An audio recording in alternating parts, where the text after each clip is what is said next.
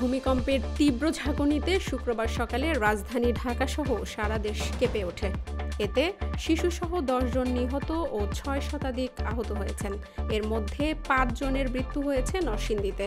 ঢাকায় ৪ জন ও নারায়ণগঞ্জে ১ জন মারা যান।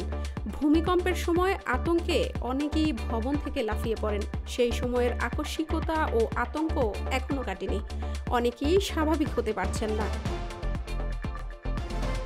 আতঙ্কিত একদম শুরুর দিকে তো ফার্স্টে মাথা কাজ করে না কি করব। তারপর ফার্স্ট অ্যাটেম্প যেটা থাকে যে একটু সেফ হওয়া। আমি টপ ফ্লোরে থাকি, তো ওখান থেকে আসলে নিচে নামাটা পসিবল না। পরে ফ্যামিলির সবাই মিলে ঠিক করলাম যে আমরা সেফ একটা বিমের নিচে দাঁড়াই।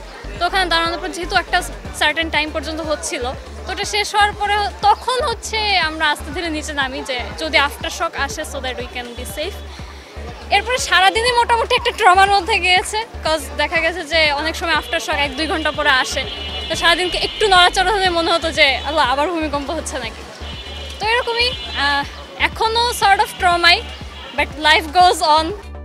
এক্স্যাক্টলি কালকে অনেক ভয় পাইছি, ইভেন এখনও একটু আতঙ্ক আছে। আবার শুনলাম যে আগামী কয়েকদিনের মধ্যে নাকি একটা ভূমিকম্প হওয়ার সম্ভাবনা আছে। এই বিবেচনাটা একটু দেখা যাক কী হয়, এক্স্যাক্টলি দেখা যাক। অনেক ভয় পাইছি, বলার বাইরে। আমার জীবনে ফার্স্ট টাইম আমি দেখছি এরকম ভূমিকম্প। আমি আর কখনোই ভূমিকম্প দেখিনি। ভুটানের প্রধানমন্ত্রী শেরিং তোবগে ২ দিনের রাষ্ট্রীয় সফরে শনিবার সকালে ঢাকায় পৌঁছেছেন। রাজধানীর হজরত শাহজালাল আন্তর্জাতিক বিমানবন্দরে তাকে লাল গালিচা সংবর্ধনা দেওয়া হয়। সকাল ৮টা১৫ দিকে ভুটানের প্রধানমন্ত্রীকে বহনকারী ড্রুক এয়ারের একটি ফ্লাইট ঢাকায় অবতরণ করে। প্রধান উপদেষ্টা অধ্যাপক ডক্টর মোহাম্মদ ইউনুস তাকে বিমানবন্দরে স্বাগত জানান।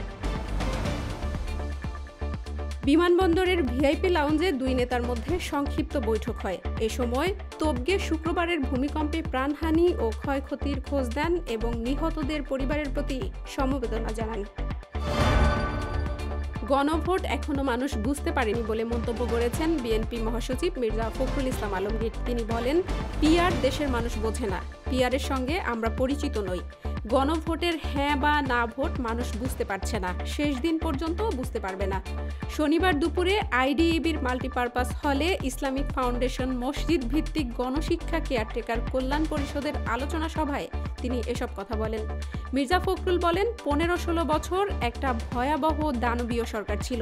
নিজের লোক, দলের লোক বসাতে গিয়ে সব প্রতিষ্ঠান ধ্বংস করে দিয়েছে।